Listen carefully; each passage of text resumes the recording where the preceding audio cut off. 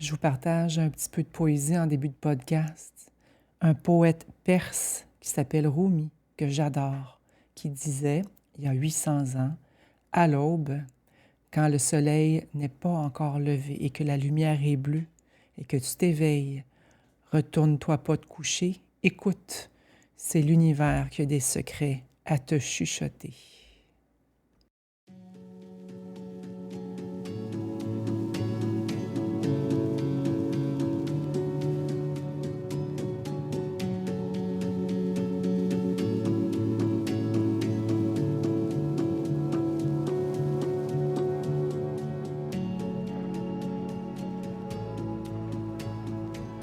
Christine Saint-Laurent au micro du podcast audio Au-delà des tendances. Merci d'être là. J'ai beaucoup de gratitude pour vos commentaires que vous laissez sous le podcast, que ce soit sur Spotify, sur Apple ou dans les réseaux sociaux lorsqu'on le partage. J'aime vous lire et merci d'être là. Rumi, c'est un poète que j'adore, c'est un sage. Et à travers le podcast Au-delà des tendances qui est né en surprise, en fait, cet été, pendant que j'étais en train de faire mon chapitre 5 sur ma galerie de mon livre qui est à paraître en octobre aux Éditions de l'Homme. Et j'avais le goût je m'ennuyais, je pense, de vous autres, puis j'ai comme eu le goût de rester connectée. Puis cette idée-là de ramener les sages oubliés m'a habité beaucoup. Et j'ai repris cette essence-là dans les derniers jours en me disant, il y a quelque chose qu'on a à reconnaître ou à connaître. On est beaucoup dans la nouvelle chose, j'en parle souvent, au-delà des tendances, des bling-bling, des nouvelles modes. Et c'est devenu ma signature, en fait, parce que je réalise qu'on a beaucoup d'informations. Mais comment on fait pour démêler? Comment on fait pour éviter d'avoir le tournis? Comment on fait pour se garder au cœur de l'essentiel? Bien, je pense qu'en reconnectant avec des sagesses ancestrales, c'est entre autres une belle porte. Et Rumi, pour moi, c'est un poète qui m'inspire beaucoup. Alors aujourd'hui, à travers ses sagesses, ses citations, son travail, et le lien que je veux faire avec l'Ayurveda, bien, je nous invite à le redécouvrir parce qu'il y a des belles perles cachées dans ses textes.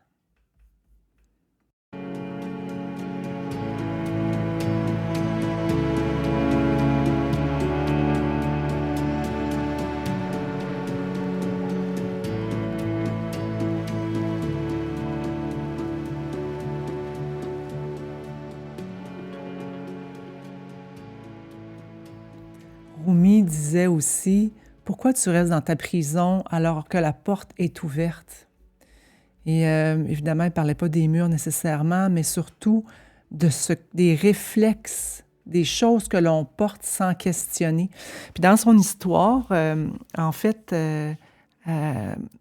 dans son histoire personnelle, c'est Cham de Tabriz. C'est vraiment intéressant à lire son histoire parce que c'était un sage, c'était un savant, il avait une vie bien rangée, il était parfait, il avait de l'argent, la famille, le prestige et tout ça.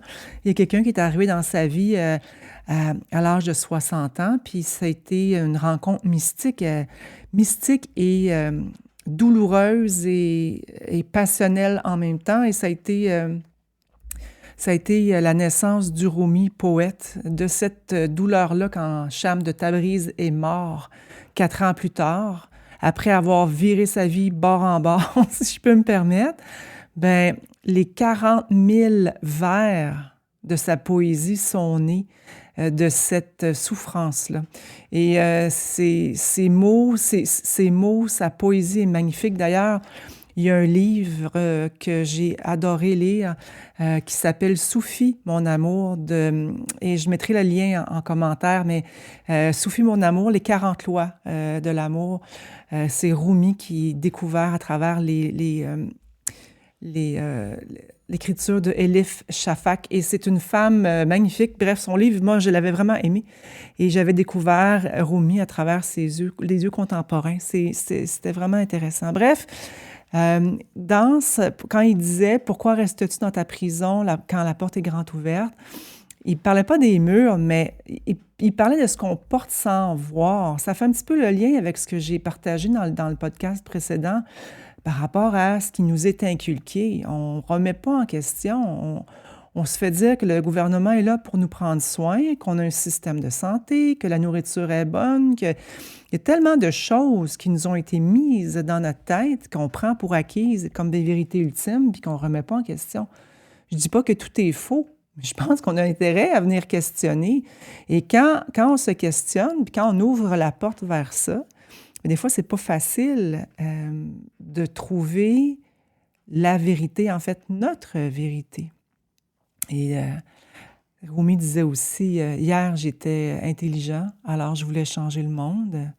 Aujourd'hui, je suis sage, alors je me change moi-même.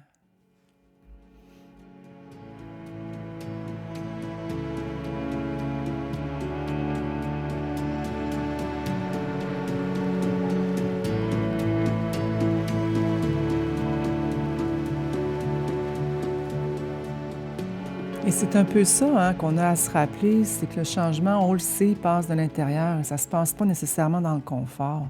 Je ne sais pas pour vous en ce moment si vous avez des contractions, mais si vous étiez au live présent dimanche dernier, d'ailleurs, je vous invite tous les dimanches à date, tous les dimanches à 9h30 sur ma chaîne YouTube Christine Saint-Laurent. Cherchez Christine K-R-Y Saint-Laurent, chaîne YouTube, c'est mes lives. Et là, on communique ensemble.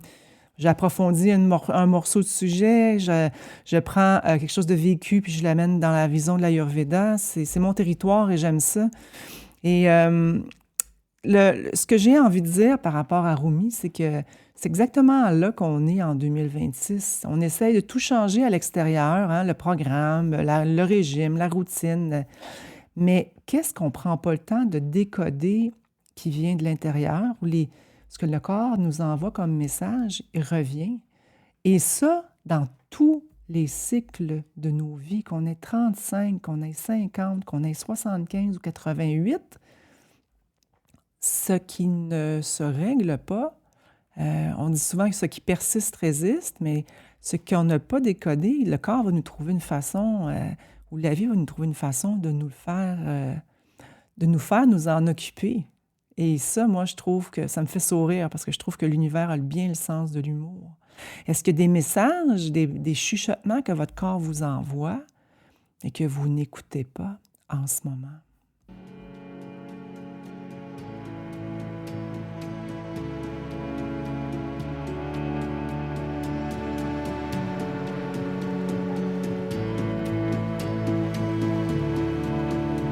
Parce que le corps nous parle, on parle peut-être pas son langage, on l'a peut-être pas appris à l'école, on n'a peut-être pas appris comment se décoder. Et d'ailleurs, c'est ce que j'aime faire depuis que je suis devenue infirmière à l'âge de 17 ans. Et quand j'ai pris la liberté, en fait, pas la liberté, non, c'est pas vrai, la décision de remettre mon permis parce que je ne pouvais plus parler des plantes et rester infirmière, ce qui m'a allumée, c'est de venir ramener les connaissances de la compréhension de notre corps, de la beauté de cette synergie qui est là et que l'Ayurveda nous enseigne depuis des milliers d'années que le corps envoie des signaux bien avant que le mental comprenne. Une digestion qui est un peu plus lente, l'énergie qui tombe à 3 heures l'après-midi, le sommeil qui se fragmente, le réflexe du sucré salé. D'ailleurs, je vous invite à écouter le dernier podcast. J'en parle du sucre et du sel avec une perspective de l'Ayurveda. C'est intéressant. Pas par gourmandise nécessairement, mais par intelligence du corps, parce qu'il cherche à compenser ce qui n'arrive plus à gérer. Et nous, qu'est-ce qu'on fait? On coupe le signal, mais on ne va pas voir à la racine cause de ça. On va aller prendre un supplément, on va changer de programme, on recommence. Mais le signal n'a pas été décodé. Alors, il revient sous une autre forme et parfois encore plus fort.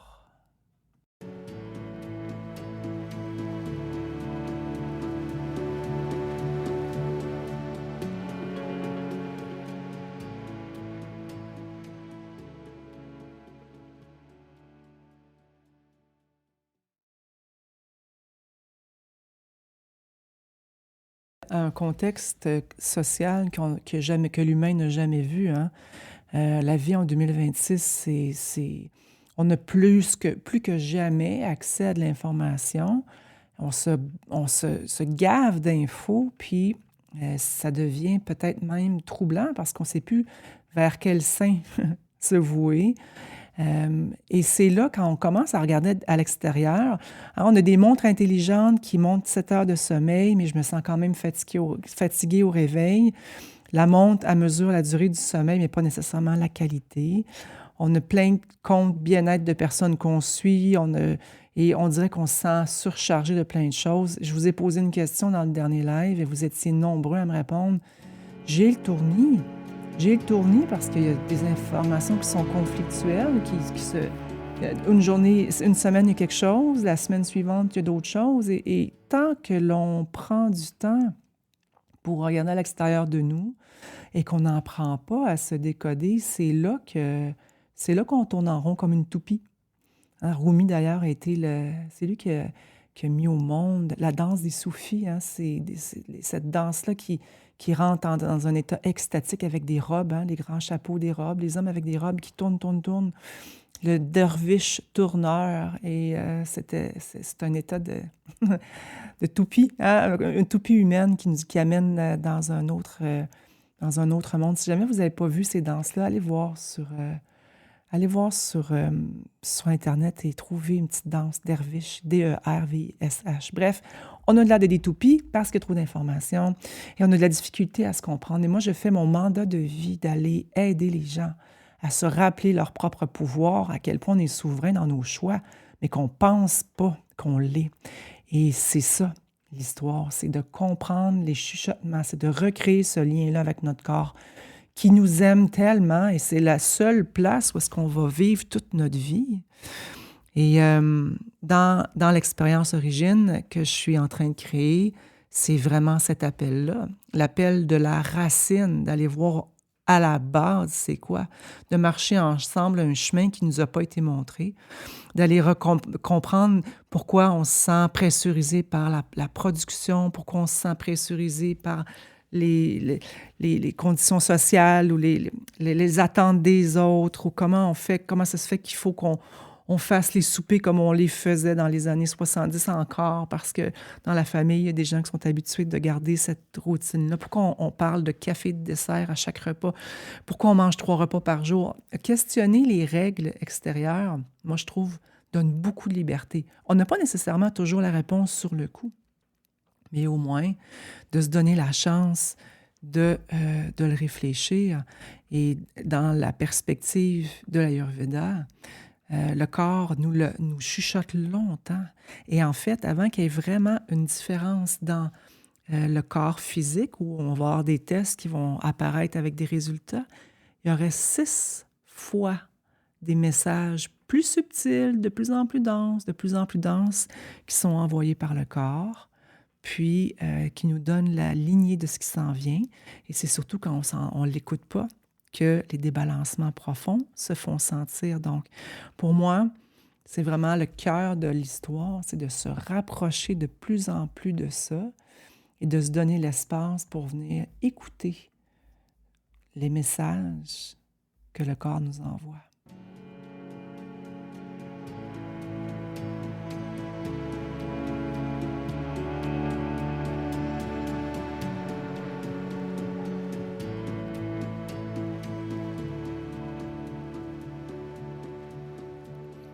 Rumi a aussi écrit What you seek is seeking you. Ce que vous cherchez, vous cherche aussi.